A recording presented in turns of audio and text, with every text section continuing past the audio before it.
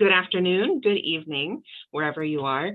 Thank you, everyone, for joining us today for our Purim presentation here, our discussion and lecture combo, Living in a World with a Hidden God, with Rabbi David Silber and Rabbi Dr. Samuel Lebens. So to begin, I'm going to give a little introduction, both to the technicalities. Those of you joining us here on Zoom, I will be sending you an invitation to become a panelist. That will not obligate you to do anything. That will not take anything away from you. You'll merely be able to turn your video on, share it with us if you so choose. And when we have opportunity for question and answer towards the latter portion of the program, you'll be able to unmute yourself. Of course, I'm also here to help you unmute if you need that, and also to help you mute if you're accidentally sharing your audio at a point when you perhaps shouldn't be. But of course, you're also welcome to put questions and comments in the chat. We will have time for addressing those again more towards the end of this program today. If you're joining us on Facebook, we're glad that you're here too. You're welcome to put questions and comments in the comments section directly below this video, and I'll take a peek, bring them over here. So as I mentioned, this is Living in a World with a Hidden God with Rabbi David Silber, who is the founder and dean of Drisha. In addition to being a world-renowned Bible scholar, he also has written 3 books, one of which happens to be on Megillah Esther. So that might have some pertinence to what we're discussing today. He will begin with 10 to 15 minutes of looking into the text, and then he will be followed by Rabbi Dr. Samuel Lebens, who is Associate Professor of Philosophy at the University of Haifa, and whose most recent book is a guide for the Jewish undecided, which sounds like it could also step in here in one way or two.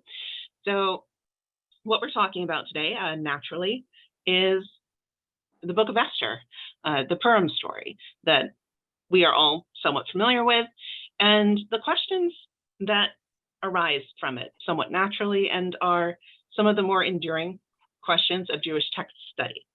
We have a text that does not mention God by name, and yet it is part of our religious canon. So what did our intellectual and religious predecessors want us to get out of this godless text? We do not have a complete scroll of Esther from the Dead Sea Scrolls at Qumran. We have bits and pieces of things that are similar in perhaps apocryphal texts, and that's another interesting question. And naturally, if you've had any amount of textual study, either here at Drisha or elsewhere, you've probably seen different commentators finding God without God being in the text explicitly in a number of different ways. And if you're a human living in this modern world, which I assume most of you are, because I don't think bots have figured out how to sign up for our Zoom events yet, then you might have questions about how to live when you don't necessarily see God in your own life, or at least not in a direct fashion. So as usual, Rabbi Silber will be taking us into the text. So Rabbi Silber, please take it away. Thank you very much. So let me begin by saying that the Megillah, of course, does not mention God's name. That's clear. It's more than not just mentioning God's name. It's that actually in the Megillah, we have Hamelech, many, many times the king. And the king, of course, is King Ahasuerus. The King Ahasuerus is actually his palaces, his regal settings are very much parallel, as has been noted, to the Beit HaMikdash, to the Mishkan. It's as if actually the God that we're somewhat familiar with from the Bible has been sort of replaced by King Ahasuerus, who was present in the beginning of the story, in the very beginning of the Megillah, and he's present at the end, and one gets a sense he's always there. So really the question is, I think, very powerful question that bottom line is the name of God is never mentioned. Now, as Noah mentioned, that there are other ways to read the Megillah. One can read the Megillah in which God is hinted at, one can read the Megillah. I've argued this, and that a potential reading of the Megillah is that God is very present, in fact, orchestrating all the events. And of course, if one found the Megillah walking in the street, I think picked it up and read it, so without knowledge of other biblical texts, I think one would not see God there at all. So there are really three different ways to read the Megillah. I'm not going to get into who has read it which way, but there are different ways to read this book.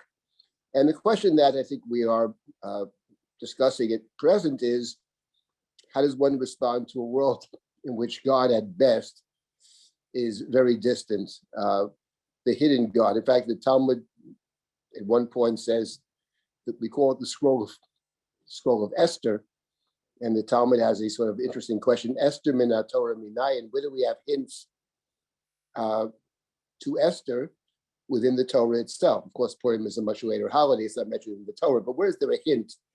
And the answer that is given by that particular medrash is from the verse towards the end of the Torah: "Vanochi haster astir panai bayom hahu." I will certainly hide my face from you in that day. Towards the end of the Torah, it talks about sin and God sort of disappearing, the hidden God. I will certainly hide myself from you. Haster astir. It's repeated for emphasis, and that's Esther min Torah minayin. So the sages of old were very well aware of the fact that God is not mentioned, and in fact, there's a dispute in the Talmud whether Esther should be included in the canon or not. Bottom line is, it is included, and it's a book that's dear to many of us, myself included. So I did want to say just a couple of things briefly about the scroll of Esther and God's presence. And let's take, for our purposes, point of departure that God is not in the Megillah in no obvious way. And I wanted to point out two places in the Megillah that I think are important in thinking about living in a world in which God is not obviously present. The first comes up in chapter 4, which probably is the critical and most dramatic point of the Megillah. It's the chapter where Mordechai, knowing about the decree against the Jews, in fact, being at the center of it, Haman has threatened now and intends to kill all the Jews because of his personal anger at Mordechai, who refuses to bow down to him.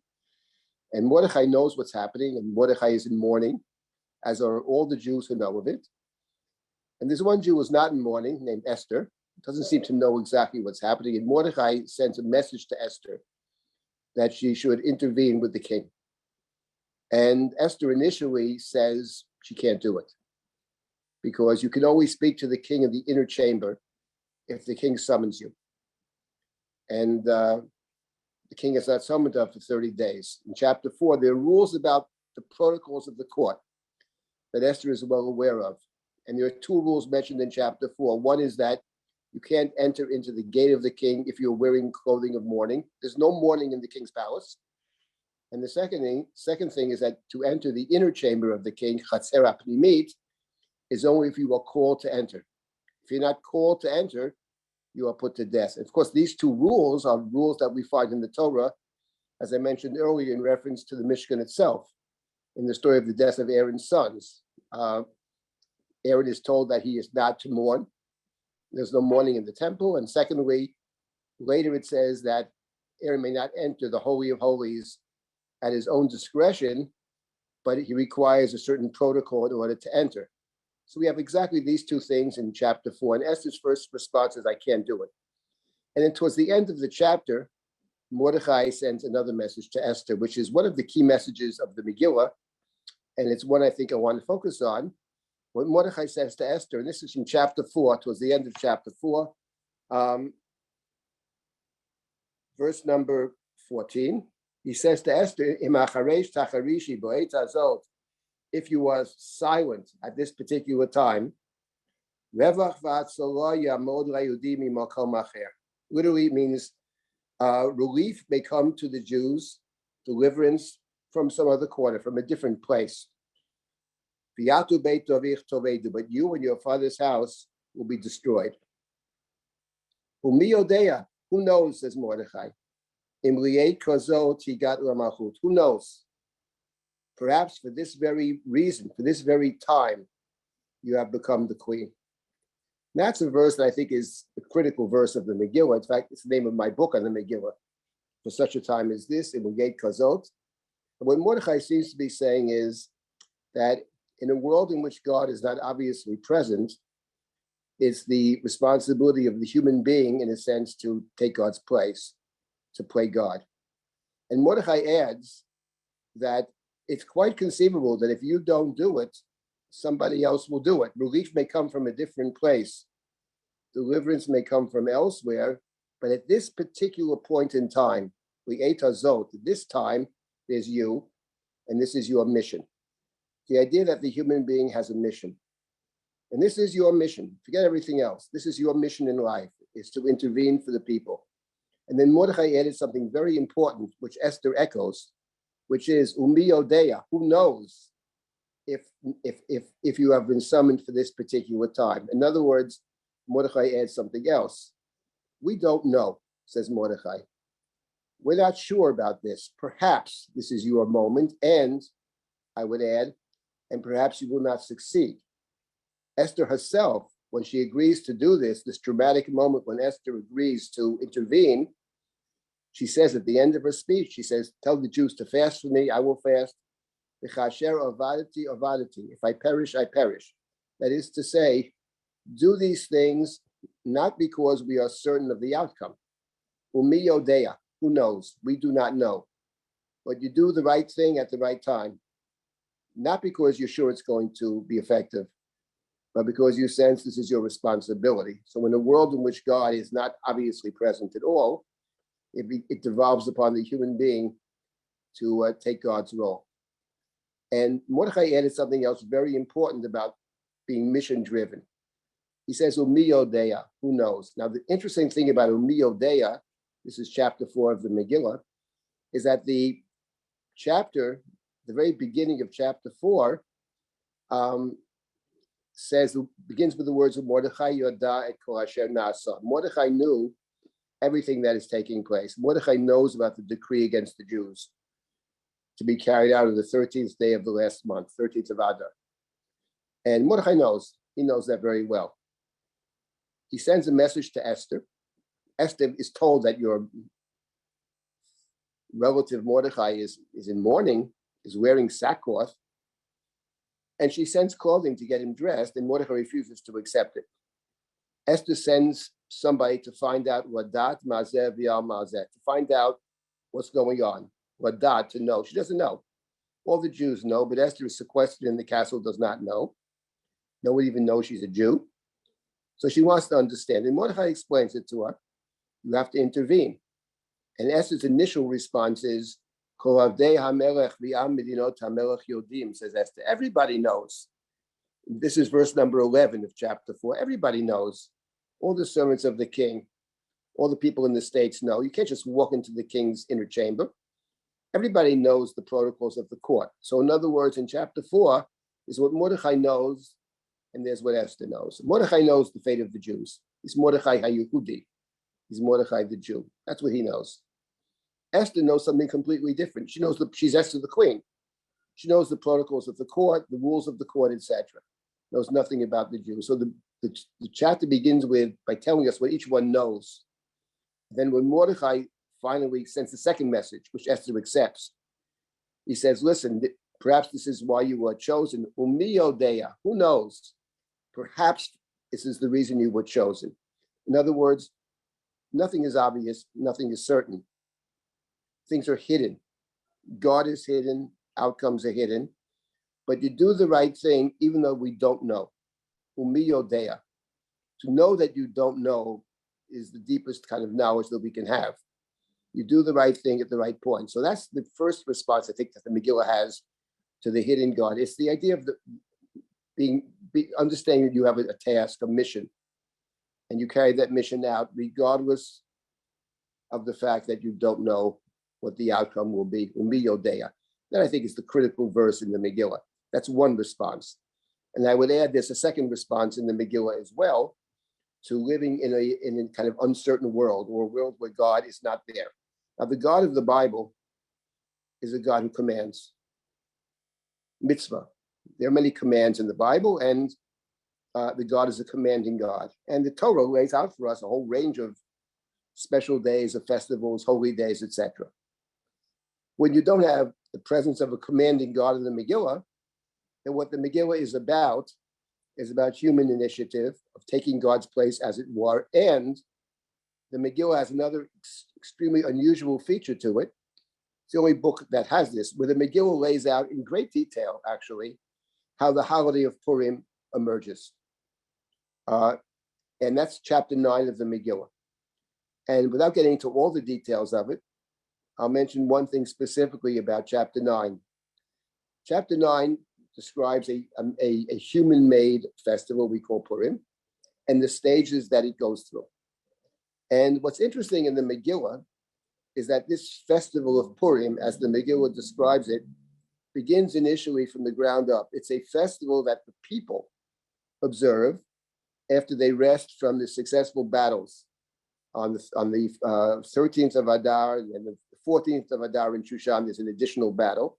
And the days they rest, they celebrate. And the way they celebrate is that they celebrate with fundamentally drinking and partying, mishneh v'simcha, which is how the Persians celebrate throughout the whole Megillah.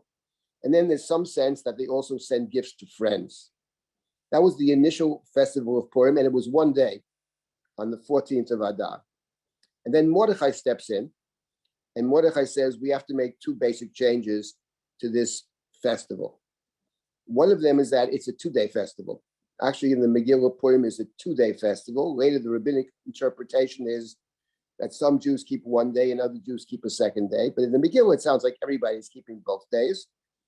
That's one thing Mordechai says. And the second thing Mordechai adds is that not just gifts to friends, but gifts to the poor. Not just mishloach manot ish re'eu, but matanot le'evyonim, and which the Jews accept.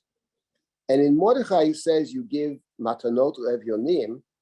What he's actually doing is not just adding a detail to the holiday of Purim, but he's transforming the day. Because in the Torah, when the Torah speaks about the festivals rejoicing before God, there's a big emphasis in the Chumash on you should rejoice before God, you and your children, and then the Levi and the widow and the orphan and the stranger. The idea that it's the responsibility of the festival being including everyone, even those people that are somewhat marginalized. The Levi has no land, the stranger, obviously widow, orphan, etc. People without sufficient support. That's part of the rejoicing before God.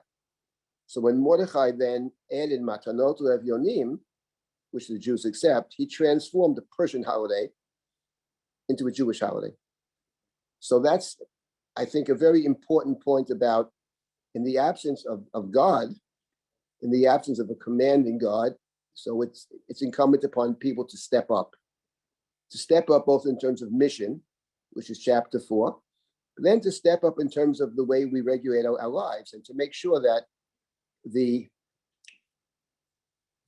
rituals that we are creating, and that's what the Megillah is. Purim is a ritual that human beings create, that it is in line with the deepest values that the Torah teaches us, with their best moral selves. And that's the holiday of Purim. And then the Megillah explains it. Because actually, in a world run by Achashverosh, in which a Malach can play a central role, anything is possible. There are no checks. And therefore, we have to remember that we have the obligation to protect everybody. And we have the obligation to ensure that we give everybody opportunity to be part of this larger community. And that's the matanot le'evyonim, because Haman was out to kill all the Jews. He didn't discriminate one from the other. He's out to kill Mordechai, but all the Jews whom he puts in the same basket as Mordechai, which is clearly not the case. The Jews in Persia are basically an assimilated Jewry for the most part. It's fairly clear from the Megillah. And the response to Purim was to have a Persian holiday. So we have to take part of that seriously, not the maligning of the Jews, but reaching out to all the Jews.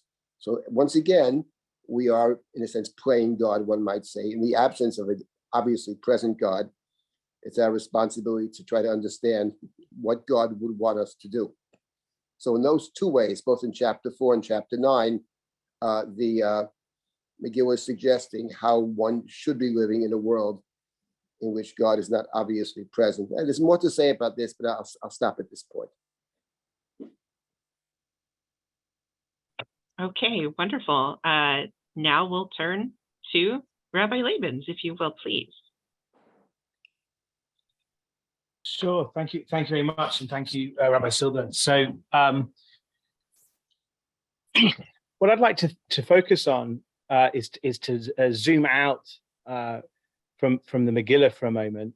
I think it's interesting, as Rabbi Silber pointed out, at the beginning of the Megillah in particular, the description of the palace of Ahasuerus is deliberately reminiscent of the description of the Mishkan, of the tabernacle. You have the same materials, the same colored dyes. You have, and the rabbis make a lot of this in Masechet Megillah, in the tractate dedicated to Purim. The jumping off point that I wanted to share with you as a like I said, a point of departure for thinking about some of these themes, some of which Rabbi Silber has raised, the broader themes of God's hiddenness and living in a world in which God isn't, always obviously manifest to us. I thought an interesting departure point would be, and it's interesting to note as well, that the way that the annual cycle of Torah readings is organized is such that we're generally reading about the design and the building of the tabernacle at the same time as we read the Megillah, at the same time as Purim. And as we've said, there are these kind of, God is absent in a sense from the Megillah, but you could see literary allusions. As Rabbi Silber said, if you hadn't read anything else of the Bible and you read Megillat Esther, you might see a completely secular text.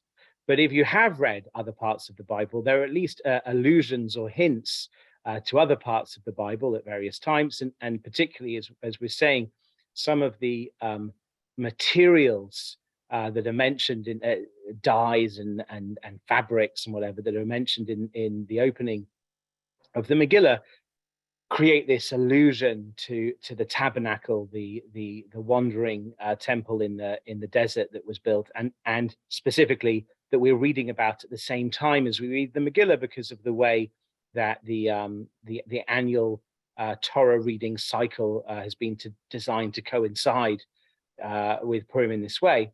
And the departing point that I'm thinking of is in chapter 26 of the book of Exodus. We get the first reference to the Uriot, which are these strips of cloth that create the tent covering, if you like, of the tabernacle. And at a first glance, although later on more are added, there are 10 Uriot, so 10 pieces of fabric that create the main part of the tent covering. So chapter 26, verse 1 of the book of Exodus says, "V'eta mishkan taseh eseh Uriot," you shall construct the tabernacle out of 10 strips of cloth. And I wanted to draw your attention to an interesting comment of the Or HaChaim on this verse. That's Rabbi Chaim ibn Attar. You can find in most copies of Mikra'at Gedolot. Oh, there you go. Noah has given you a link to the comment.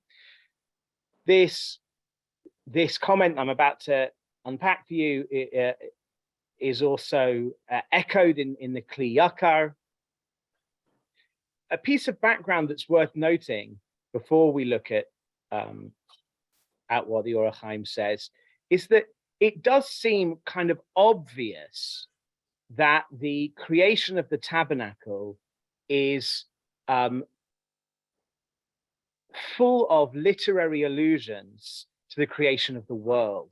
Okay, and that I think, you know, is relatively easy to demonstrate. There are linguistic similarities to the to the construction of the tabernacle and the creation of the world in Genesis 1. There's an interesting role that the Sabbath plays. So God desists from the creative labors that created the world over the 6 days. He desists from those labors on the 7th day, and the labors that we human beings desist from on the Sabbath are the labors that were involved in the creating of the tabernacle. Now, you might say, well, that's a rabbinic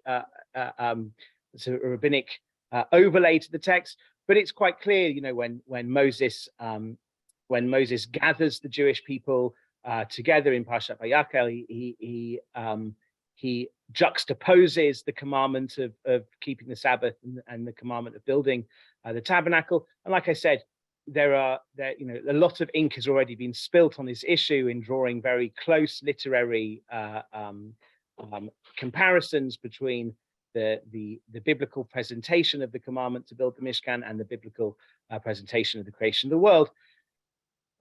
What we're going to look at here may not be as convincing as some of the others, but I think that it's really fascinating theologically rather than as a convincing read of the Bible. I'll tell you why it's not so convincing in a minute, but this is what the Or HaChaim says. He says these 10 strips of cloth out of which the Mishkan is constructed, you know, the main part of the tent covering is from these 10 cloths. Says the Or HaChaim, Remez Bezer Keneged Asaram Amarot. These 10 cloths are an allusion to the 10 statements Shebehem Nivra Ha'olam, with which God created the world. Now, this is an allusion to a rabbinic teaching in Masechet Avot, in the Ethics of the Fathers, in which we're taught that God created the world in 10 statements. Now, the reason this isn't a very convincing allusion is if you go back to Genesis 1 and actually try and count the statements, you'll only find 9.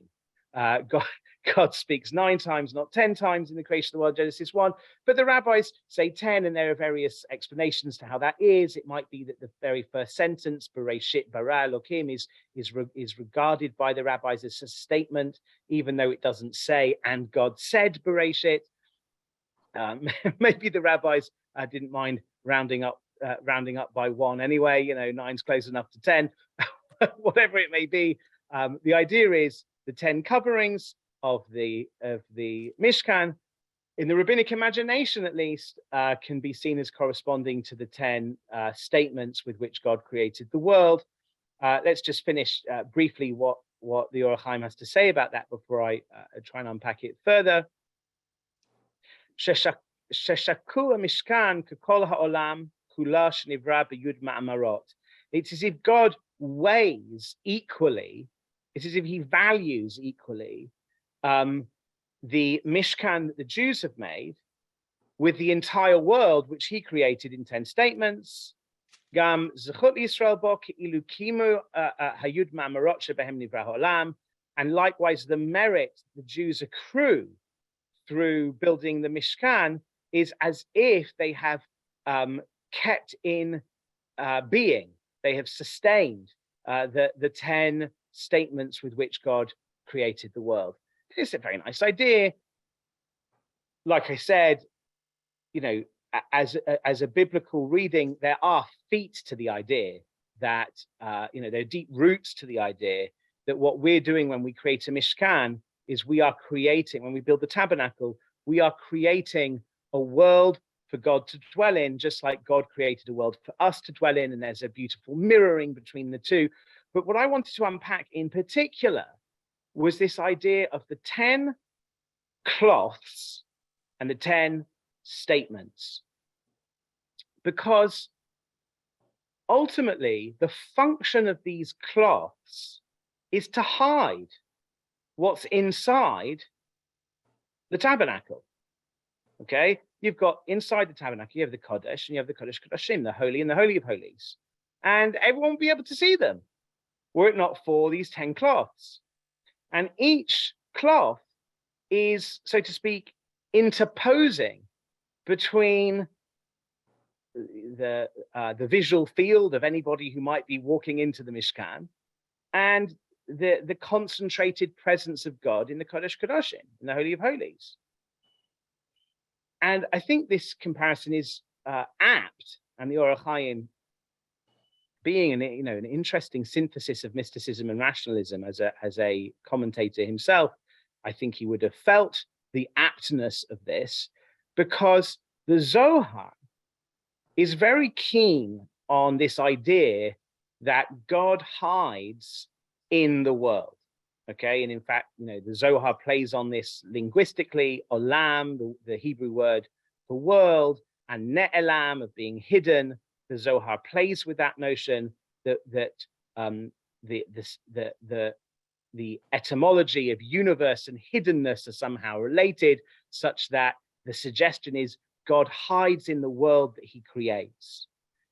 It's as if the 10 statements in the book of Genesis with which God creates the world, each and every one of those statements actually hides God, just like each and every one of the cloths over the Mishkan hides what's inside. This, I think, is a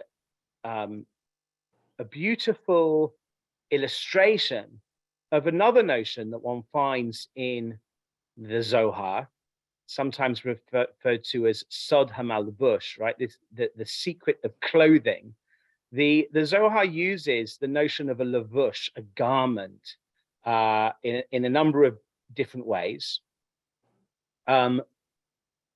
Most famously, in a well-known passage from the third chelek of the Zohar on the 152nd folio, where Rabbi Shimon Bar Yochai says that if a man looked upon the Torah as merely a book presenting narratives and everyday matters, woe unto him. He's missed the whole the forest for the trees, if that's the way, the trees for the forest.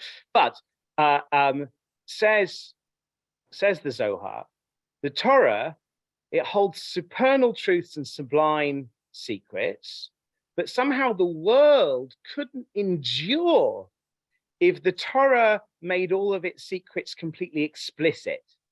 So the Torah garbs herself in garments, levushim, right?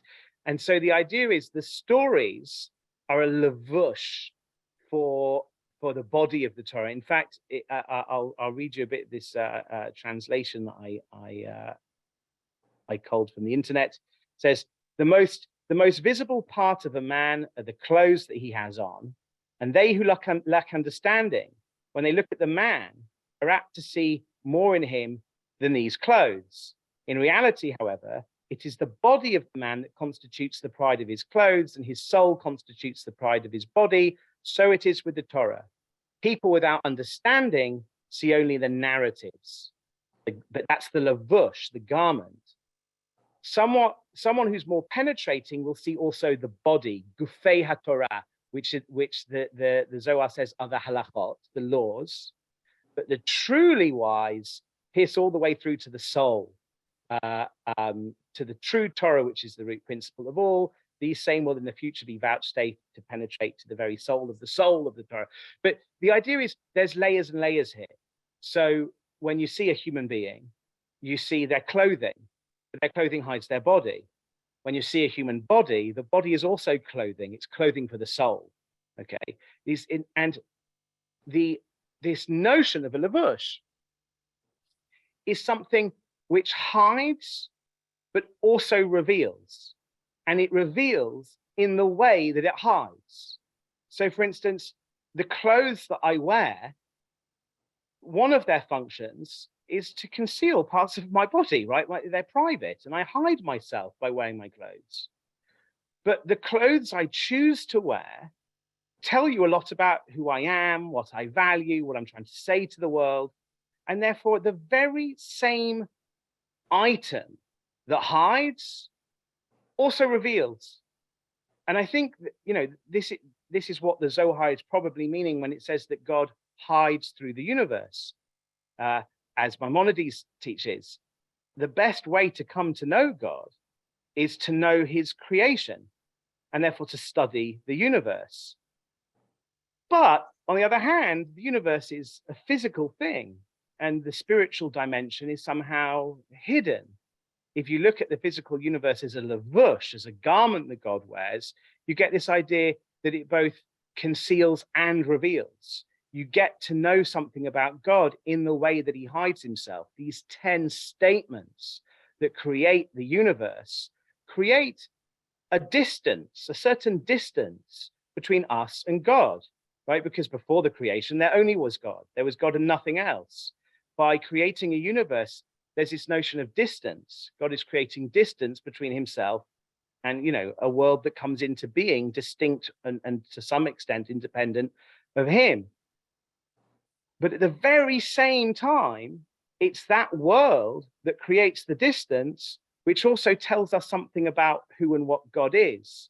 So you've got the notion of hiddenness and revelation in somehow one and the same breath.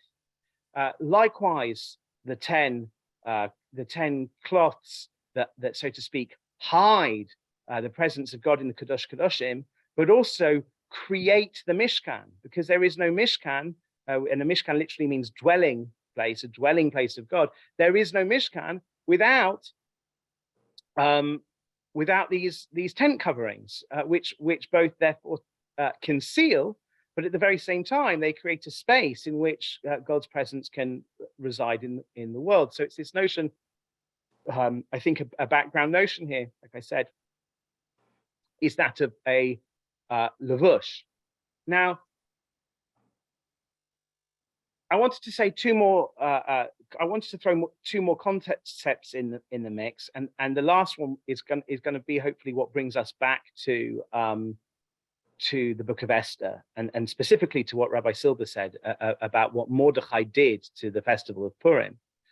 But the first thing I want to draw your attention to before I get there is a phrase that the Bible uses, if I'm not mistaken, on 7 occasions to describe God. And the phrase is Yoshev HaKruvim, he who sits upon the cherubs. If you type that phrase, Yoshev Kruvim, or Yoshev HaKruvim, sometimes it's Yoshev Kruvim, sometimes Yoshev HaKruvim. If you type that into a concordance or into, you'll find 7 psukim. There's 2 in the book of Psalms. There's a 1 in 2 Kings. There's 1 in each of the books of Samuel. There's 1 in 1 Chronicles, and there's also one instance in Isaiah. What does it mean? God is the God who sits upon the cherubs.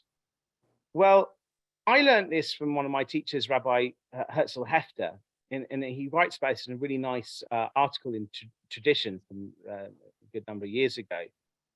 In the ancient Near East, but actually it's something you find in many cultures around the world, when an idol is built representing a god, the god often sits upon an avatar.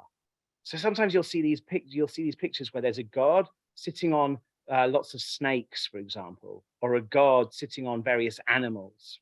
Now, the idea is that the animals upon which the idol sits represent the animals that deity is incarnate in the world. They are that deity's avatars. So you'll often see in the iconography of ancient Near Eastern religions, and further afield in India, for example, you'll see a statue of the god on top of these kind of smaller beings, lesser beings, often worldly things like animals, which represent the avatar. Now that throws a whole new light on what's happening in the Mishkan. Okay, all of our prayers are directed as we direct our heart to Jerusalem, and in Jerusalem we direct our heart to the temple, and if you're around the temple, you direct your heart to the Kodesh Kadoshim, and in the Kodesh Kadoshim, the epicenter of the Jewish spiritual world is this ark, the Ark of the Testimony, and on top of the ark are these cherubs.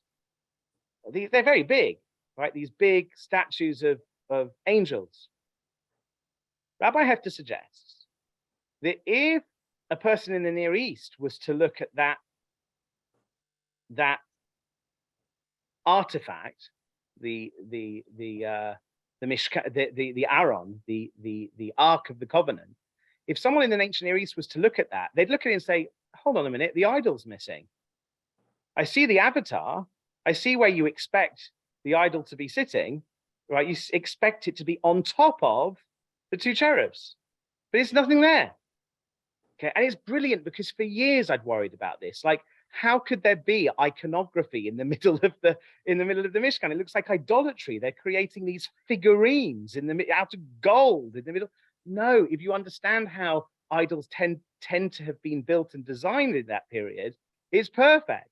You've got the plinth upon which you would expect to see the idol, but it's empty. And on 7 occasions in the Bible, God is called Yoshev HaKruvim, he who sits upon the Kruvim, but there's nothing there, right? And the curtain is opened to the Kodesh Kadoshim on the 3 foot festivals. The Kohanim would open up the curtains, the Kodesh Kadoshim, and it must have been shocking in a sense. There's nothing there. Yoshev HaKruvim, there's nothing there, right? I wanted to throw that into the mix because it's as if the design of the temple itself recognizes that there's a sense in which where God is most apparent, he's also somehow most hidden. Okay, and I said I was going to just throw 2 things in, but this is related. When God does appear to the Jewish people, apart from on one noteworthy occasion about which I have a lot to say and I don't have the time to say it in, apart from one noteworthy occasion at the end of Parshat Mishpatim, where the clouds part and the 70 elders, Nadav, Avihu, Moses and Aaron, see a very, very clear vision. The vast majority of the times where God appears, both in the Pentateuch and in the prophets and in the Psalms, he appears in cloud. He appears in smoke and fire. He appears in a kind of ambiguous way, without clear and defined borders. Somehow where God is most present, there's also this notion of God's hiding. To bring this all back briefly to the Bible, what I think the Zohar has been saying with this notion of God's hiding through the creation of the world, and this notion of a levush, which both reveals and hides at the same time, what certainly Lurianic Kabbalah develops with its notion of tzimtzum, of divine contraction, is the idea that God, and you see this in the Orach Chaim, you saw it in the Zohar as well, when I said that the secrets of the Torah couldn't have been revealed, the world wouldn't have been able to withstand it were it not dressed in. What you get is this idea that it's not that God is hiding from us because we've misbehaved or because things aren't ideal. What comes to its most explicit articulation in the Kabbalah of the Ari is that God can only hide from us if he's going to make space for a world to exist alongside him. Somehow his existence is too overwhelming, too overbearing for there to be even the possibility of a world unless there's also hiding. You see that alluded to already in the Tanakh, in the Pentateuch in particular, in the Chumash, when God says to Moses, you can't see my full goodness and live. There's an idea that the fullness of God would be overwhelming to the very existence of things outside of him. So it doesn't require the Arizal to have that insight. I think it is already alluded to in the Bible itself. To bring this all back to Mordechai and Purim and what Rabbi Silber said, let me just say that the following. If it's true that God reveals himself to the world in the various ways in which he hides from us, and that somehow he can only hide from us because if he were completely revealed without hiding, revealed without a lavush, somehow that would be overwhelming to us. It would threaten our very existence. If that's true, then there's always going to be two ways to look at the world. There's always going to be room for doubt, right? Because by his nature, he can only reveal to us by hiding, and because he's hidden, you can choose to look at the world as godless. There's this reminds me of the novel, The Life of Pi, and I won't ruin the novel for you if you haven't read it, but the basic conceit of the novel is there's one narrative that could be understood either in a beautiful way or in an ugly way. And it's basically up to the reader to decide, do they want to look at it a beautiful way or do they want to look at it in an ugly way? The facts of the narrative leave both readings open. Haman HaRasha is associated with Amalek. And Amalek is associated with chance. Okay, the Amalekites happened upon the Jewish people on their way. This notion that things are happenstance, and whether or not that's a rabbinic interpolation, the rabbinic overreading of Amalek, it does seem to be there in Purim, in the book of Esther, because the festival draws its name from this lottery, and it makes a big point of Haman choosing the day upon which he's going to kill the Jews through this process of lottery. One way of looking at the world around us is just to say, well, everything's just chance. There's no hidden hand. There's no hashgacha pratit, providence. There's just chance. And what I find interesting about what Rabbi Silber said is if you look at the world as a place of just chance, then there's also a specific way you might look at poverty. They just got bad luck. They're poor, we're rich, suck it up. That's just the way the cookie crumbled. It's a very interesting thing that Josephus talks about two of the Jewish innovations that according to Josephus most surprised the Romans, or the biggest cultural shocks for the Romans about the Jews. One was the Sabbath, that led the Romans to think the Jews are just lazy. What is this? A whole day off, even your slaves can't work. It's just ridiculous. And the other was this notion of charity, which seems to us like such an obvious notion now that you give to the poor. But you see this in the Talmud when Tinius Rufus, and it's also in Midrash, I think Tanchuma, when Tinius Rufus says to Akiva, like, why are you giving money to the poor? If God does exist anyway, right? If God does exist, then he's making them. He wants them to be poor, right? He made them poor, and Tinius Rufus has one way of looking at poverty. Mordechai has a different way of looking at poverty, right? One way of looking at poverty is, well, that's the way the cookie crumbled. We're lucky, we've got the money. They're unlucky, they've not got the money. It's just fate, I suppose. Mordechai sees things in terms of responsibility. Right, and that's the mi yodea. Who knows? Perhaps the reason we're in this situation, says to Esther, is because we've been placed in a situation of response. Well, there are two ways of looking at it, right? The story is not. It's not. You're not distorting the facts of the story to say no. The reason Esther's in the palace is because she was beautiful and there was a beauty contest and etc. It was just, that's how the cookie crumbled. That's one way of looking at it. And Mordechai is a different way of looking at it. I think Rav David will agree with me, there's a parallel here with Yosef and his brothers, because Yosef tells his brothers, look, you intended to do me harm, but God had a different plan in mind, right? It's looking at one story, the facts of the story they agree about, but how to interpret the facts of the story.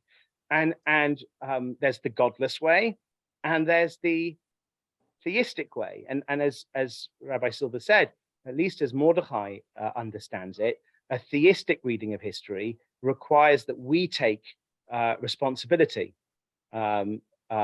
because we see ourselves as placed in the story to fulfill certain roles.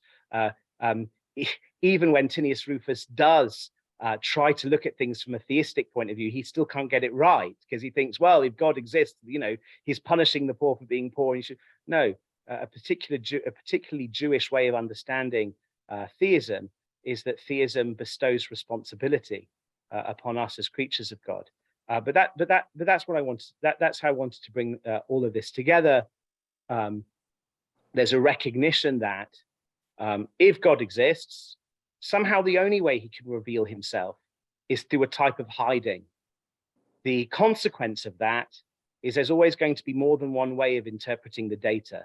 There's always going to be the Haman way, which is that everything's by chance and there's no reason and there's no room for responsibility. And then there's the Jewish way, or a theistic way, which is to see the very same data, not as God's absence, but as God's revealing himself through the ways he hides, which bestows responsibility upon us. Thank you. That's all I have to say. Thank you so much, Dr. Lebens. Before we open up to questions from the audience, I wanted to know if either of you has questions or comments for each other that might have come up in hearing each other out today. Well, I responded already to Rabbi Silber in a sense, in that I brought some of his themes back into mind. So I'll hand over to Rabbi Silber. Yeah, I would just add that, I'm going to leave out the ontological piece about God's hiding, and but I think that there's another piece which has to do with, let's say, God leaves space for us to participate in God's world, to be partners in God's world. And I would say that for us, I'll speak for myself, that how do we find God in a world where God is very often not obviously present? I would say one of the ways I think that our tradition suggests that we can find God, there's an interesting practice that we have. There's a little prayer that we say in the morning prayers after the Amidah every morning. It's a prayer about the study of Torah, actually. And in that prayer of the study of Torah, it begins with the Kedusha. Kadosh, Kadosh, Kadosh, holy, holy, holy is the Lord of hosts. The world is filled with God's glory. And that prayer that's recited every morning is recited sometimes in the evening as well. It's recited after Shabbat is over. It's recited Tisha B'Av night, after you read Eicha, and it's recited the night of Purim. And it always struck me that it's recited at times in which one could feel obviously that God is not there. Tisha B'Av is about God's hiddenness. God is not present. The temple, which is the place where we think we can find God, is not with us. Purim is, as Dr. Lebens said, it seems about chance. It's about the poor, which can be interpreted in a variety of ways. And the Megillah in general can be read different ways. And it's dafka, I would say, these times where we turn to the study of Torah. And we say we can find God through our own study. We try to figure things out. We try to figure out what God would demand of us, what our responsibilities are. And in doing these deeds, I remember once my mother said, lived through the Shoah, and she was in the States, but she was very affected by it. Someone once talked about belief in God, and she said, "Listen, I don't know about belief in God. I believe in doing God's work." And that, I think, is a response I've always taken with me. But before we do God's work, I think the idea of Torah study, in a certain sense, is to figure out how one does this work. So I think that dafka, at times in which God's absence is most felt, Tisha B'Av, Purim, and after the Shabbat is over, the extra soul has departed, and we're facing a week without an obvious presence of God, without the glow of the Shabbat, then we turn ourselves to the study of Torah and we say, holy, holy, holy, the world is filled with God's glory. I think that works well with what Dr. Lebens is suggesting. And I think it's an approach that is certainly at Drisha, we take that approach. It's not just an intellectual exercise, it's a religious activity. So like that's an important step to take. And then in our interactions, when we to take God into account, in other words, the way we behave towards the other, seeing the other person as something which is sacred, which if you see the world that way, I think actually it has an effect on the way one acts. If one sees oneself as being God's servant, carrying out God's will, it's very different than tikkun olam. I'm not against tikkun olam, but you see yourself as God's servant. First of all, this is your job. This is your mission. Don't say thank you. This is what I do. That's what I wanted to bring to people's attention. It's almost like there's a gestalt. There's a Haimanic way of looking at the world, and there's a Jewish way of looking at the world. And it's not just intellectual, it's how you experience your place in the world. Right? Do you see yourself and feel a servant of God? I just wanted to add, it's as if you've got on the one hand an atheistic picture in which everything's just chance. Then there's a type of theism, perhaps what Tinius Rufus was getting at. There's a type of theism where nothing's up to chance and nothing's up to us because everything's determined. There's another type of theism where you meet God by hearing the call to responsibility, that sense that I have to do God's will. And Rabbi Sachs, my teacher, said that there's this beautiful midrash in which when Abraham first discovers God, there's different ways of reading it because it's a birad or leket and how to translate that. Rabbi Sachs understood it that Abraham saw a palace, a beautiful palace that must have had a designer, a builder, a maker, but it was burning down. And the voice of God was the voice telling him to put the flames out on Rabbi Sachs's reading. You meet God when you feel that call to responsibility. And I agree with you. I think that learning Torah should be about trying to figure out what our responsibilities are. It's not merely an intellectual exercise. Absolutely. And I know that's what you've built Drisha to be over all these years. Okay, wonderful. Thank you both so much.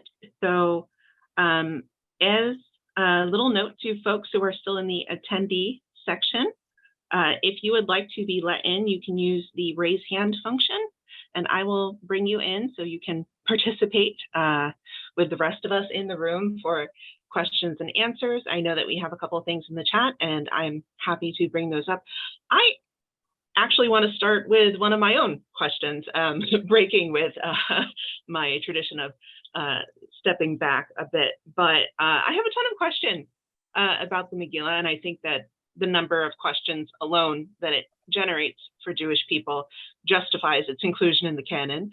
But particularly after listening to both of you, when we were preparing for this, I was going through the text again. That's what we do at Drisha.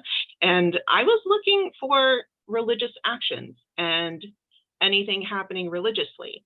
And one thing that I find very interesting is other traditions have a different book of Esther. It's the same story, but they have different passages with direct reference to God, with prayer to God.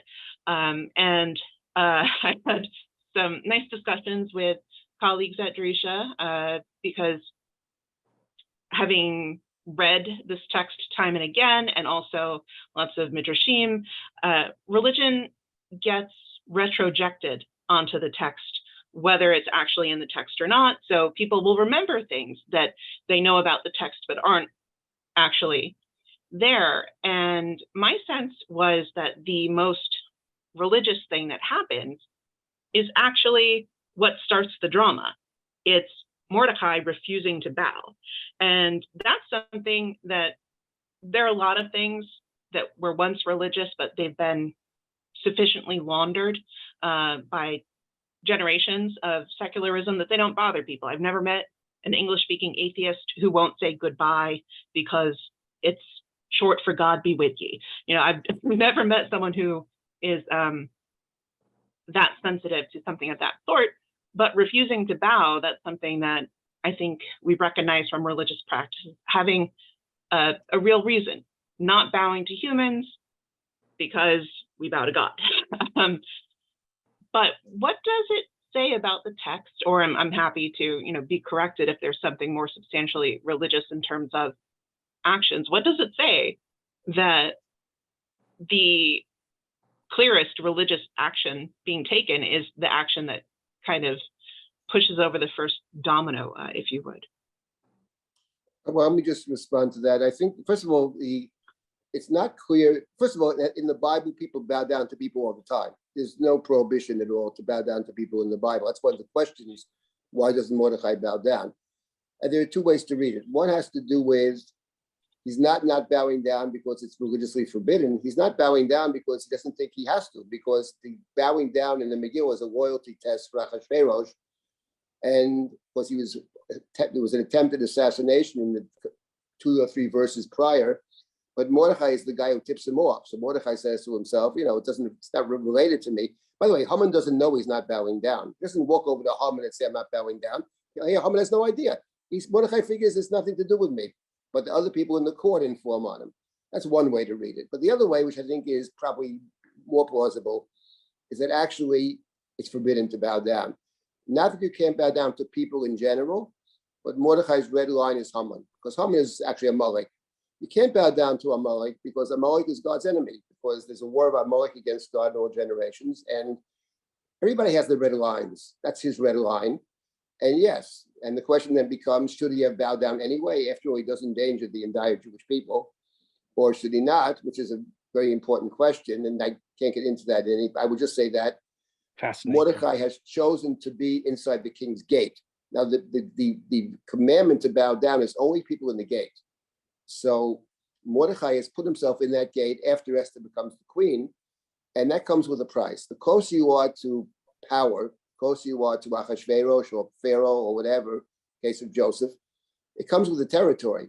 If you're involved in a country's politics, you end up making all kinds of deals and concessions, and you try to stay as clean as you can. You can do a lot of good, but it comes with a price. I think that's actually the interesting nuance over there, and something that I think about all the time. And it affects not just politicians, it affects everybody in a situation, no matter where you are, in places of employment in society. If you're living in that world, you end up being influenced by the world, and you have to make tough choices sometimes about where you give in, and you have your red lines as well. So I think that's a really important question for the Megillah. But you're right, that is one of the great turning points. Joseph has the same problem. Mrs. Potiphar, he's not bowing, he's not getting involved with her. That's his red line. People have their red lines, and that is important, I think, because that is one might say, a religious decision that Mordechai makes. So yeah, the Megillah, it's a good point to point that out, that is a religious decision he makes, which has real consequences. And I don't think it's the wrong decision, but he put himself in that situation. Did you want to add to that? No. I loved the analysis, and I'm fascinated by the question as to whether Mordechai should have bowed, why he didn't bow. It's such a deep topic, but I loved what you said in your original, your opening gambit about Miyodea. For me, that is the religious heart of the story. That's where I get my own religious inspiration from the story. Okay, wonderful. So we have a question for Rabbi Silber. You mentioned that in the Megillah, we get 2 ideas about how we should be living in a world without God, or an invisible God, God who is not taking care of everything for us in an obvious, direct way. One was tzedakah, and could you just reiterate what the second example was? Doesn't hurt. Well, no, the first point I made was that it's seeing oneself as having a mission in this world. Everybody has a different mission. I don't think there's the same mission for everyone.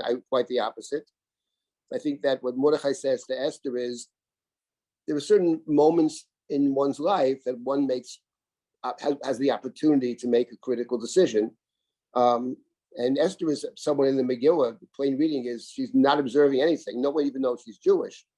But there comes a point where you get this phone call at midnight. This is the moment that you can actually step up to the plate. And I think that's one thing. And the second thing is, I gave the example of the Megillah talks about Matana Levionim, but I think that is reflective of something way beyond that. I would add a third thing about the Megillah that's very important. That's a big topic in its own right, which has to do with having a memory. And the Megillah is very focused on the holiday of Purim itself as a day of memory. And I think the idea of memory, it means many things, but it means putting our behavior within a certain context. These are not isolated actions that one does. We are I think, commanded, as it were, to reflect upon what we do within a much broader context. The story of Joseph is a good example of that, and Dr. Lebens mentioned that the Megillah is largely based on the Joseph story. Mrs. Potiphar looks at Joseph, interested in Joseph, and Joseph says no. He says, why? Because I have a history with your husband, he says, because he's been good to me, because he trusts me. So I'm not going to act at the moment without looking at the bigger picture. And then he adds, and it would be wrong. And in God's eyes, it's wrong as well. But the point is, he's framing it. It's not just what's good for me at this instant. It's in thinking about our behaviors, the idea of memory must be taken into account. I think that is central to the Megillah, which is all about memory. And after all, we are enjoined to remember Amalek in the Torah. We just had Shabbat Zachar, the Sabbath of memory. So I think that's another very important religious idea of the Megillah. Wonderful, thank you. So it looks like we have a question from Sylvia. Sylvia, if you would like to unmute. Yes, I was just curious about Vashti's red line and why that's kind of ignored. She's become like a modern day heroine, Vashti, but we don't really discuss her refusal to obey her husband, Did you want to take that one, Dr. Lebens, or? No, but I mean, I don't have much to add. You're right, Sylvia. There's a lot more to say about Vashti than perhaps is traditionally said, and I think you're right. She demonstrates a red line. Exactly what that red line is an interesting question. But there is a rabbinic tradition of suggesting that she was unwilling to be brought before Achashverosh's court to be an object of their lurid desire.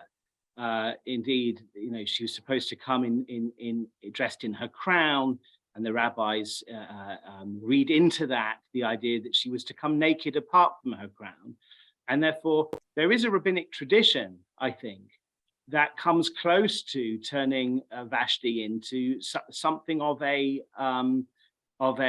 defender of a woman's right not to be objectified, and a woman's kind of autonomy and dignity, a right to dignity.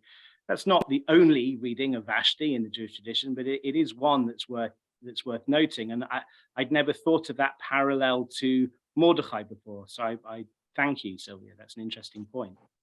Yeah, let me just add something to that about the Vashti. First of all, the verb that's used when Vashti refuses to come, it says Vatzma'ein Hamalka Vashti. The Vatzma'ein is the word that's used in the Joseph story when he refuses Mrs. Potiphar. And I think the point of I think for the Megillah's larger narrative, I think the point is that Vashti is the only person in the Megillah. And the rabbis have many dim views of Vashti, but they leave that out. But I think in the Megillah, there's a different point, which is that the only one who stands up to Achashverosh and says no to him is Vashti. Esther never says that. Esther says, who's the wicked one out to get us? Oh, it's Haman. Well, the fact of the matter is, it may be Haman, but it's Achashverosh's signatures that's going to doom the Jews. As it says in chapter 3, they're drinking, the decree has gone out. Those two are both guilty. But the point of the Megillah is, and this is something to really think about, that there's no point. Esther could tell Achashverosh off, but she wouldn't accomplish what she wants, because he's the king now, he's the king at the end, he controls everything. And if you tell him off directly, you won't accomplish your ends. So the way she's going to save the Jews is by saying, you're a great guy, Haman's the villain, and I like you, you like me, do me a favor, honey, and save the Jews. That's what she says to him. She never puts it on moral grounds. And I think that's part of the Megillah, and part of the dark side of the Megillah is that the world in which Achashverosh is Hamelech is a moral world in which wickedness can flourish, and you have to play with those, you have to understand the game. In fact, Esther doesn't do what Mordechai says. Mordechai says, go and beg the king. Esther doesn't beg the king. Esther invites him to two parties because she knows a customer. And that's part of the dark side of the Megillah. The only one who says the truth to Achashverosh, in effect, is Vashti. But it's not going to save anybody, and therefore you have to, unfortunately, you can't really tell the truth. You have to really play along with Achashverosh and blame somebody else, which is what the Megillah is often about, finding someone else to blame. So I think Vashti is actually very important in terms of the larger narrative, and it reinforces, I think, something about the Megillah that's very troubling. I mean, its description of the world. I mean, I love the Megillah because it strikes me as the world in which I actually live. Like the world in which we live strikes me as the Megillah is right on target there. But it comes with a lot of cost in terms of truth telling. Well, I think it brings us back to this theme of living in a world in which God is hidden. And it's just as you say, Rev Silber, we all have to have our red lines, but in a world in which God is hidden, we will have to sometimes make morally ambiguous choices, and we'll have to make compromises. The question is when yes to make compromises and when not to. And Sylvia points out that Vashti's like Mordechai, and they both have their red lines, but their red lines are for different people. Mordechai's red line is bowing to Haman. It's not about Achashverosh, right? And Vashti's red line is to Achashverosh. So in a sense, it's degrees of ethical purity. Vashti's not willing to compromise at all. It doesn't get anywhere. Mordechai and Yosef both have their red lines, but they're also willing to make certain compromises. And I think that is also part of living in a world of moral ambiguity. People who've been coming to my class on Midrash, a major theme of last semester, we were looking at Midrashim around Jacob, and this rabbinic insistence of associating Jacob with a life of truthfulness, when all of the time he's having to lie. But the idea is, I think the rabbinic idea, the midrashic idea of Jacob and truth is that Jacob may aspire towards truthfulness, but he's been thrust into a world of charlatans and liars. And it's, we live in an imperfect world, and an imperfect world calls for moral ambiguity and compromise sometimes. Thank you both, and thank you, Sylvia, for such a productive question. Regina, you had a question, if you'd like to unmute. Thank you, and thank you for all your comments. This one is about Vashti in the current age. Vashti stands up for herself. She stands up for women. May I too stand up for women? While your comments touch my heart, indeed, I walk with God moment to moment, hand in hand. When you teach me and you call God he or him, I feel it. I am invisible. This is something that we can all work on. God is not female. God is not male. Thank you.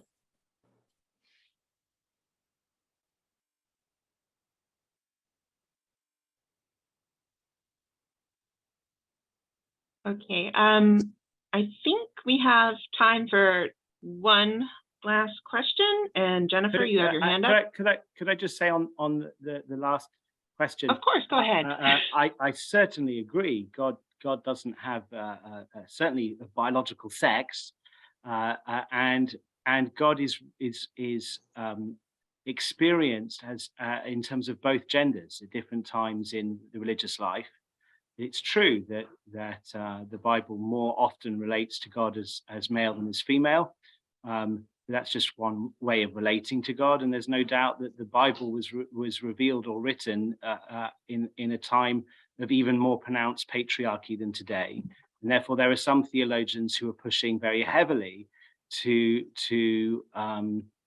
change up the pronouns that we use in talking about God. And I'm not opposed at all. I completely understand where they're coming from. But I would say that there's also a certain wealth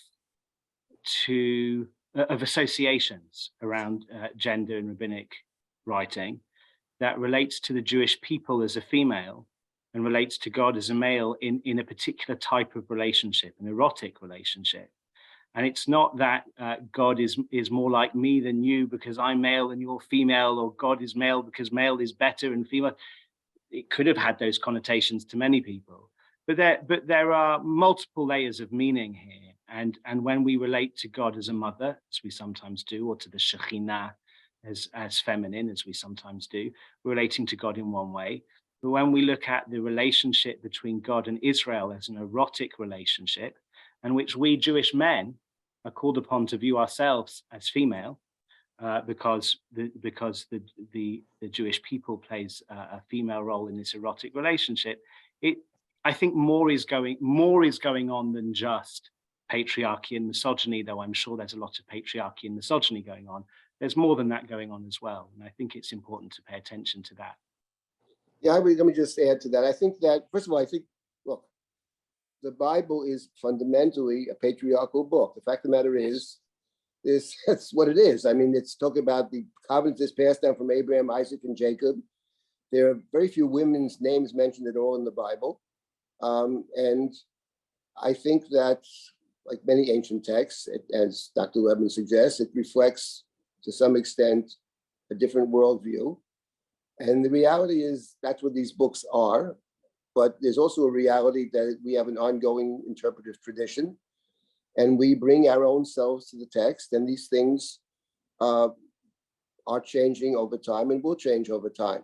Please God. I mean, yeah. So I think that it's, I think that there's a lot of work to be done, obviously. And, I think at Drisha, we understand that very well.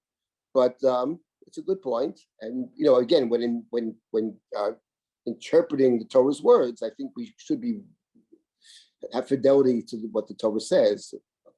On the other hand, we recognize that there is a disparity often in many ways, between our own thinking and that which is reflected in some of the biblical texts. So and as more and more women take part in Torah and start writing works of Torah in the future, we can hope and pray that the rich tapestry of images and metaphors that we have will become richer still. Certainly hope so. We have this yeshiva in Israel, women's yeshiva in Israel, which is an amazing place. Nothing like it. And hopefully that would be part of moving the whole project forward. Amen, amen. Okay, so I know that Dr. Lebens has to leave shortly, but I did say that we would get to Jennifer's question because she's been waiting patiently. So Jennifer, if you could unmute and deliver the final question. Okay, thank you so much for this interesting lecture, by the way. This is kind of an offshoot question, but it puzzles me. Was this taken during Second Temple period? And who did build that Second Temple?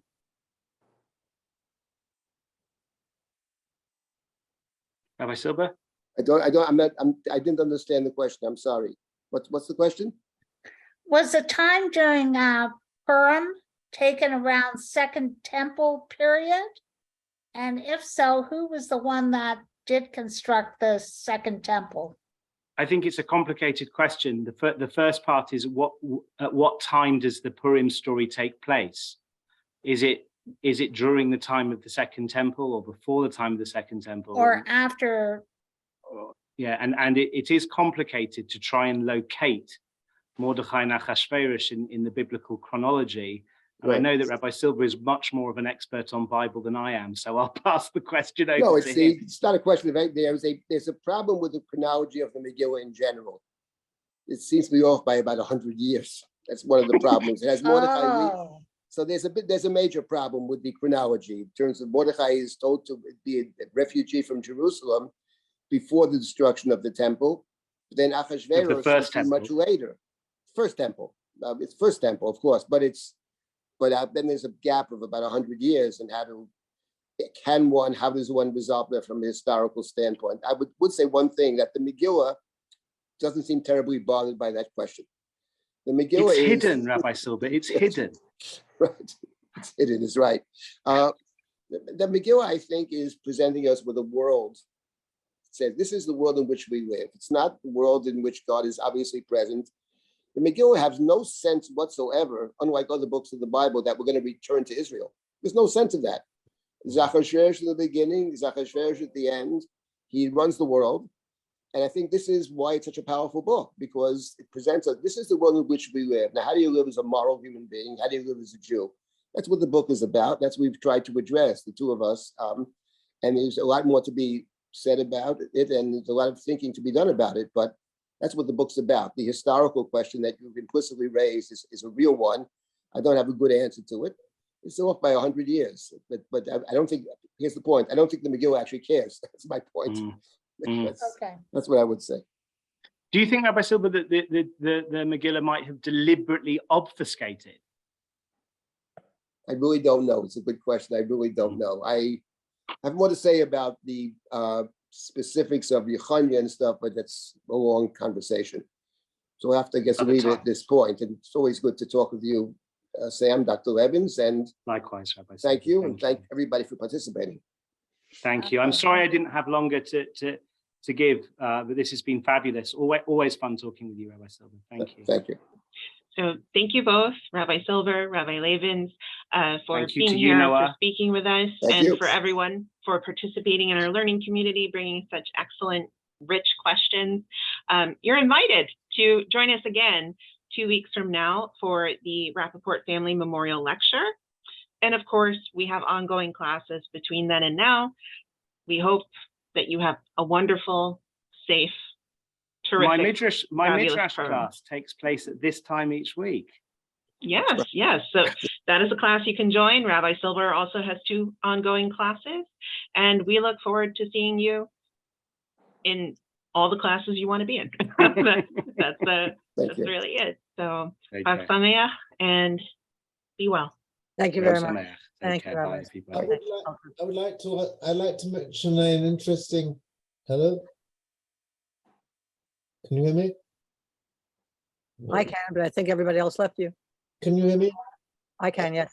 I'd like to mention Shlomo Alkabetz Oh. wrote Yes, hi. a sefer in which he said that the Megillah can only be understood midrashically. I'm wondering whether this is why he was inspired to see Hashem midrashically as a female rather than a male, in the same way as the Megillah does not.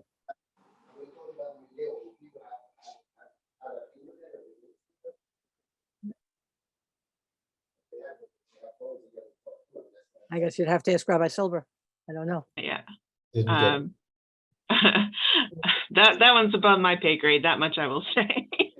But Rabbi Silber has stepped away for a phone call. But you're welcome to email him at dsilber@drisha.org. He's usually quite good about responding as quickly as he can. Sorry, what's his email again? I'm putting it in the chat right now. It is dsilber@drisha.org. So first initial, last name at our That's very website. good. Thank you so much indeed. Really appreciate it. Okay, wonderful. Be well, everyone. Bye.